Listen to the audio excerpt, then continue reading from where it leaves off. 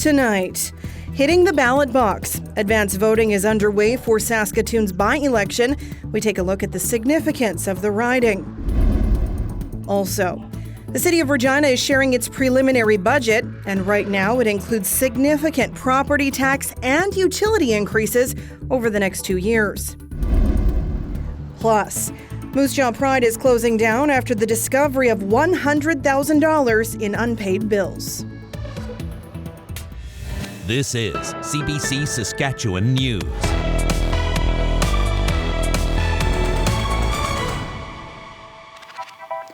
It is Thursday, September 22nd, and the CBC Saskatchewan News starts right now. Good evening and thank you for watching. Advance polling stations are open and voting is underway for the Saskatoon Meewasin by-election. Advance polls are open at 3 locations through Saturday. The actual by-election takes place on Monday, with polls closing at 8 p.m. local time. There are 5 people vying for the seat that was vacated back in July by former NDP leader Ryan Miley. Kim Groff of the Saskatchewan Party and Nathaniel Teed of the NDP are representing the 2 parties that have historically held the seat. Candidates are also running for the Buffalo Party, the Saskatchewan Green Party, and the Saskatchewan Liberal Party. For more on some of the history and what's at stake in this riding, I'm joined by Phil Tank from the Saskatoon Star-Phoenix. Thanks for being here. No, thanks for having me. So historically, who lays claim to the Meewasin riding? Well, this is kind of an interesting riding because, you could look at it used to be a fairly safe NDP seat. And then in 2007, when we started to see the rise of the Sask Party, it became, it was actually the last time we had a 3-way race a legitimate 3-way race in Saskatoon election fight was 2007, and that was a previous Liberal leader, David Karwacki, who and all 3 candidates got more than 30%. But when you had the Liberal Party start to decline in this riding, that's when the Sask Party won it. And of course, the Sask Party was a coalition of Liberals and progressive Conservatives. So when the Liberal Party started to decline, that's when the Sask Party won it. They won it twice, and then unfortunately Roger Perrant, who was the MLA, died, and that's when Ryan Miley won it in the by-election. He won the by-election very convincingly, and it was closer. I think it took a while to determine the outcome on election night, but he did win it by more than 50% of the vote on election night as well. So right now the NDP wants to keep this seat, which was vacated by Ryan Miley. The Sask Party wants to take it back. What are the big challenges for these 2 parties with this seat? Well, I think, the NDP appears to have been, and you can see them on social media, they appear to be working really hard to get this seat, to keep this seat in their fold. It doesn't really make any difference. The NDP is still going to be in opposition with a fairly small opposition if they win. And the Sask Party is still going to have a big majority if they win. But it's kind of symbolic meaning, right? Like, when the Sask Party won Athabasca, which was considered a safe NDP seat early this year, that was certainly cause for the Sask Party to celebrate, say, look, we ran where we won where we never won before. And that sends this message. I believe the premier at the time said it was that they made the right move to remove COVID restrictions, and that was the message he got there. So it will be interesting if they lose this one, what the message he gives there, or if he wins it, or if the Sask Party wins it, what the message they take from that is. Well, thanks so much for this, Phil. Yeah, no, thanks again for having me. Phil Tank is a columnist in Saskatoon with the Star-Phoenix. The City of Regina is sharing its preliminary budget for the next 2 years, and at this point, it looks like residents might have to shell out more money. Right now, it includes proposed mill rate increases of about 4% in both 2023 and 2024. Utility rates are also proposed to go up about 8.5% over the next 2 years. It appears the city wants to invest most in community safety and well-being, including sidewalk repairs, as well as the Buffalo Pound water treatment plant upgrades. But some councillors argue more should be spent on sustainability to reach emissions targets and housing initiatives to address homelessness. City administration says that would have more than doubled the proposed property tax hike.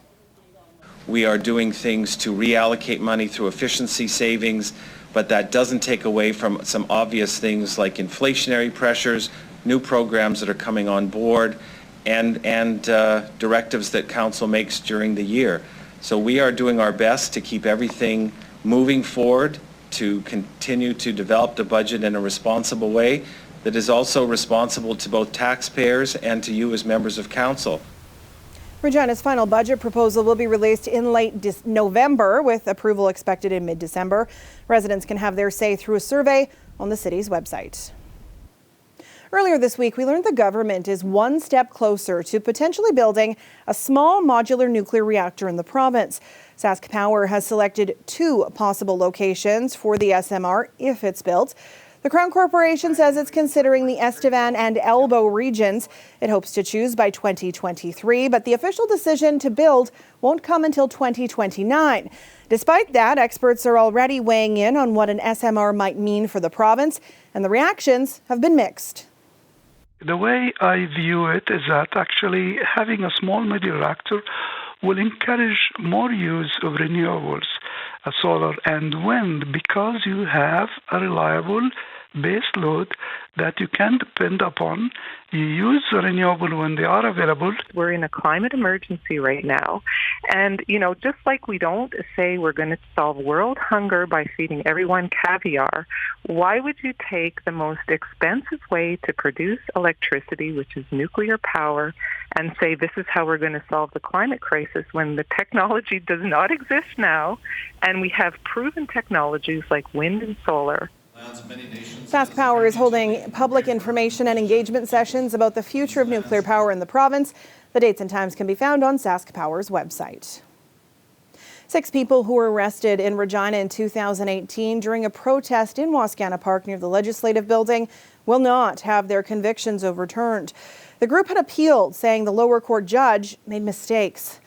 This was the scene as police moved into the Justice for Our Stolen Children camp in the summer of 2018.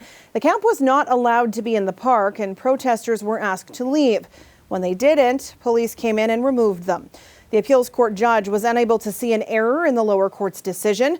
It said they were lawfully arrested for obstructing a peace officer, not for breaching the bylaw against maintaining the camp. Meanwhile, another pandemic ticket case has gone through court in Saskatchewan. 2 people challenged tickets they got at protests that broke public health orders at the time. The Court of King's Bench judge found the public health orders in place at the time technically violated some charter rights, but ultimately determined the restrictions were reasonable exceptions. The 2 accused were represented by lawyers at the Justice Centre for Constitutional Freedoms. The pair must still pay their tickets, but no additional costs. Moose Jaw's Pride organization will be winding down operations. Members voted to allow the board to dissolve the organization at its annual general meeting on Sunday. It comes after the board discovered more than $100,000 in unaccounted for liabilities. That includes loans, grant repayments, and credit card bills, among other things.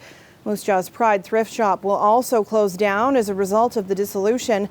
But before the organization fully dissolves, the board has to pay off all its liabilities. One former board chair who attended Sunday's meeting says she was surprised by the news. It's hard, it's disappointing. It's an organization that I care for and that is so important to our community. And hopefully after the dust settles, we can still start an organization for Pride in Moose Jaw again. The organization's former executive director was let go by the board and has been reported to police in connection with the financial irregularities. Moose Jaw Pride's members and other community organizations hope to continue providing LGBTQ resources and support in Moose Jaw. Next Friday is the National Day for Truth and Reconciliation, also known as Orange Shirt Day. The Saskatoon Tribal Council is planning a huge event at SaskTel Centre, and tonight we have more details about what it will look like. The celebration will start with a powwow and grand entry at noon, and dancers of all ages are encouraged to join in. There will also be an evening performance by country star George Canyon, who has Mi'kmaq roots. Tribal Chief Mark Arcan says admission is free for everyone. He says he hopes it will spark conversation and compassion for survivors of residential schools. They were never taught to love or hug or that kind of stuff, right? The biggest thing that people can do is just go and introduce yourself and, ask them how they're doing and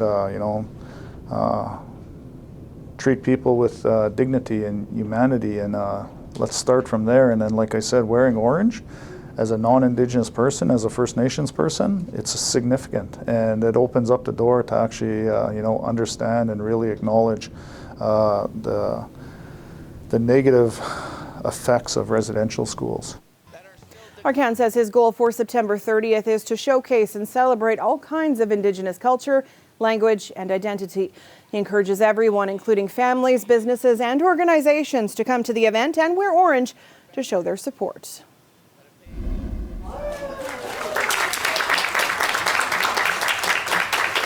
The National Centre for Truth and Reconciliation and the Royal Canadian Mint have unveiled what they are calling a deeply symbolic keepsake. It's designed to let Canadians show they stand with survivors of residential schools and remember the children who never returned home.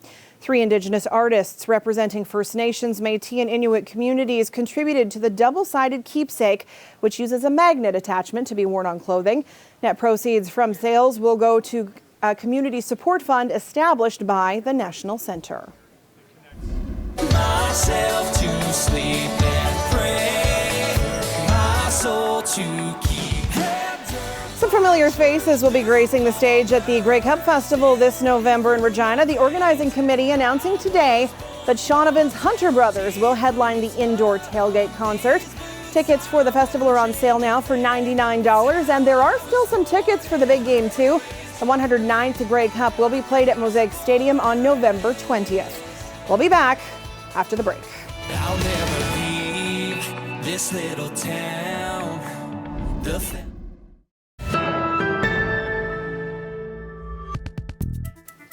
Atlantic Canada is bracing for Fiona. A hurricane watch has been issued for Prince Edward Island and parts of Nova Scotia and Newfoundland. Canada's Hurricane Centre is warning people to prepare for an extremely strong and dangerous storm. We expect that the storm will be a post-tropical storm by the time it reaches here. That does not mean a weaker storm. Fiona is moving north rapidly, expected to reach waters around Nova Scotia by Friday night, then move through Cape Breton and PEI on Saturday and into eastern Quebec and parts of Labrador by Sunday. The storm could pack wind gusts as high as 140 kilometers per hour and waves as high as 10 meters. 100 to 200 millimeters of rain is being forecast for some areas. Fiona strengthened to a Category 4 storm yesterday and is set to pass close to Bermuda, but not hit the British territory directly. It ripped through the Dominican Republic and Puerto Rico earlier in the week, leaving behind widespread damage and flooding. This weather update is brought to you by Capital GMC Buick Cadillac, making back to busy easy.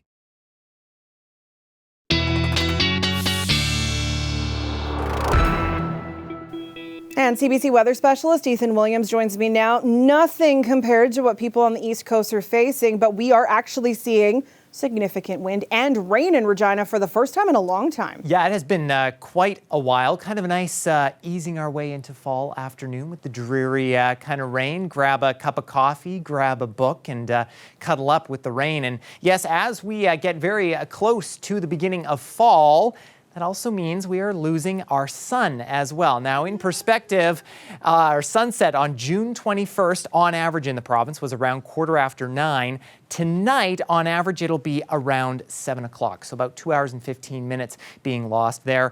Total daylight hours being lost are about 4 hours and 15 minutes. And of course, I hate saying it, but we're going to lose another 4 hours and 15 minutes getting close to December 21st. I don't make the rules, that's just how it works. But does not feel like winter out there, especially in the north of the province. Very warm conditions today, sunny, light winds. Stony Rapids was the provincial hotspot today at 21 degrees. Normal for this time of year, 9. Now, where it was 9 degrees, or in fact still is right now, is in Swift Current, where you were the provincial cold spot today. You were 8 a little while ago, and you should be 17 degrees this time of year. The rest of the province, especially the central region, kind of sitting somewhere in between there. And this is why temperatures are cooling down, because we have this low pressure system in Montana, rain swirling around this now in Regina. We are really getting a soaker at the moment, and that system going to continue to move east through the overnight hours.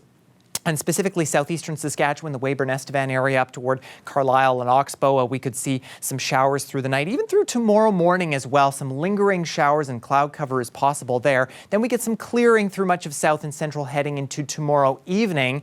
But another small system making its way through on Saturday morning, affecting the southwest, but not too much precipitation in the way there. And really not too much from this small system making its way through on Saturday afternoon in northern Saskatchewan. So for tonight, a couple of millimeters more for Regina and Weyburn-Estevan. This is through tomorrow at noon, and then that system moving through on Saturday morning, bringing maybe 2 to 3 millimeters to places like Swift Current and Maple Creek. A couple of millimeters at the most in Stony Rapids from that system on Saturday, and really everywhere else looking at mostly dry conditions. Some frost possible in west central Saskatchewan tonight. No advisories, but keep in mind as temperatures get close to the freezing mark and we see some clearing conditions, that could be a possibility. Very gusty day across the south. Gusts close to 60 in some locations, and we are expecting winds to diminish through the evening tonight. They will return between 40 and 50 kilometers an hour tomorrow, especially for western and far northern sections of the province. But Saturday is really going to be a day to watch because really province-wide we are looking at gusts between 50 and 60 kilometers an hour. Then after that, looks like the wind will diminish, and that includes Regina. Tomorrow, a little bit of a chillier day, and then look at that warm-up temperatures into the mid-20s by the time we get into next week. In Saskatoon, you won't miss out on the warmth either. You also won't miss out on the wind. But gradually, as we work our way through, who needs fall, Sam? I hear summer's making a comeback here. Is that what the cool kids are telling you? That's the word on the street. Thanks, Ethan. You bet.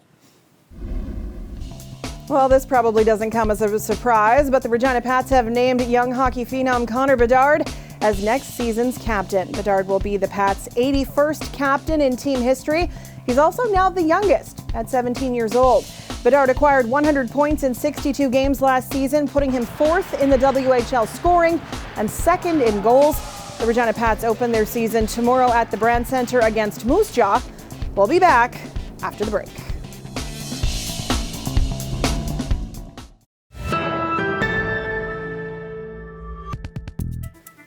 Justin Trudeau is back in Ottawa after attending the UN General Assembly earlier this week.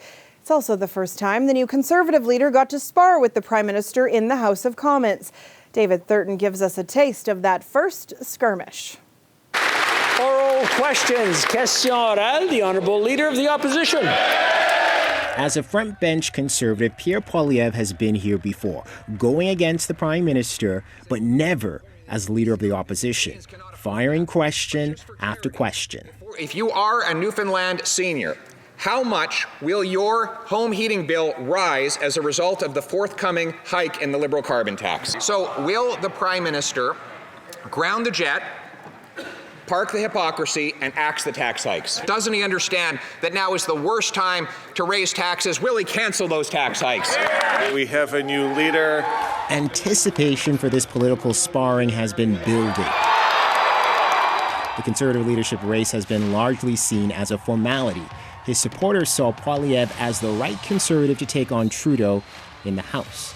But the Liberals seem to have kept receipts from his campaign trail.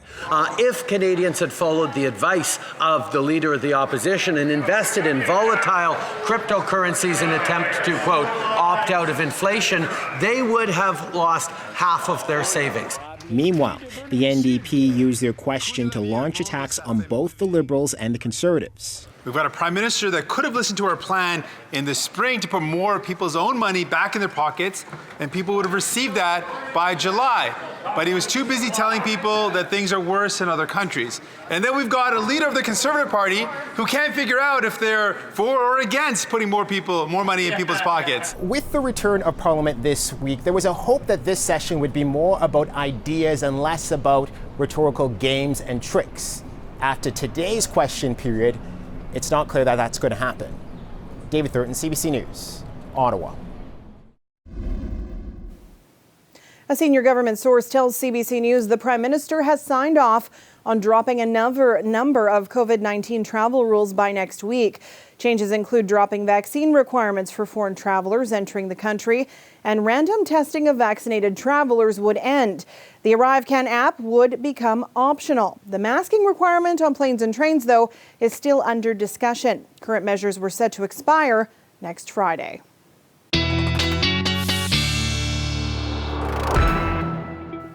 And Ethan is back with one last look at tonight's weather. And we may be soggy right now, Sam, but as we get to 8 a.m. tomorrow morning, we are seeing some clearing, 9 degrees, those winds nice and light out of the south, thank goodness. We get to the noon hour, cloud cover is going to build back in.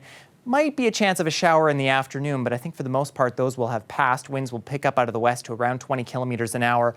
Saskatoon, we are looking at cloudy conditions at 8 a.m. Nice light winds for you as well. And then we will get some clearing as we head to the noon hour. Winds stay light, 14 degrees. Start the countdown. Fall arrives very shortly. In fact, it arrives in approximately 36 minutes. I wish I had a cake to celebrate, Sam. And of course, you know the rule. I think it's something like if you don't have your shorts and t-shirts put away, the weatherman comes and gives you a ticket. So just a heads up on that. I'm just waiting for the gopher to jump out of the cake that you're going to get for us. Thanks, Ethan. You bet. Before we leave you, the G. Marconi Italian Club of Regina is holding its Festa Italiana this weekend, complete with traditional food, wine, dance, and song. Organizers say it's a time to honor the remaining founding members of the club. Laura Sharpoletti has the story. Where I come from, it's just a small village. Lucia Ricci immigrated from Italy to Canada in 1961. A decade later, she and a group of other Italian transplants built a club that would become a place of comfort, family, and heritage. This one is me here. That is my mom. And there's my sister. Ricci remembers her long seasick journey across the Atlantic on board a ship called the Vulcania at age 18. The G. Marconi Italian Club here in Regina is celebrating its 50th anniversary. The founding members say they're excited to welcome everyone and anyone to the club this weekend for a special Italian celebration festival. It's also time for the founders to reminisce about the early days of the club, as well as their journeys from Italy to Saskatchewan all those years ago. It was in Italy. The weather was so cold.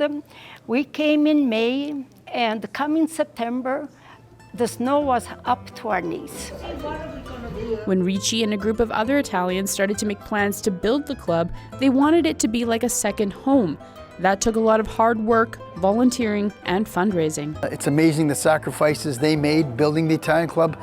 Back then, 52 years ago, they each put in $100. If you can imagine, back then that was a lot of money. Co-founder Regina Fiorante immigrated to Canada in 1956. When the club opened in the 70s, it quickly became a place to play cards, bocce ball, bingo, and to cook big, delicious Italian meals. We think a lot of our legacy, and we hope they will always remember us. Even my own father was working here, and it's been a place we always got together for everything, for a lot of things. The club always participated in Regina's Mosaic Festival of Cultures, but it's been cancelled for the past 2 years. That's why the Festa Italiana this weekend will feel like a homecoming. All of the people that come, we will accept them with all our heart. And all of these people that work so hard here, I bless them and I hope they will continue doing the best they can to keep our memories. Salute! Laura Sharpoletti, CBC News, Regina. Looks like it's going to be a great weekend for them. That is it for us tonight. For news anytime, you can head to our website or subscribe to the CBC Saskatchewan YouTube channel. Glenn Reed will be back with more at 11. Thanks for watching and have a great night.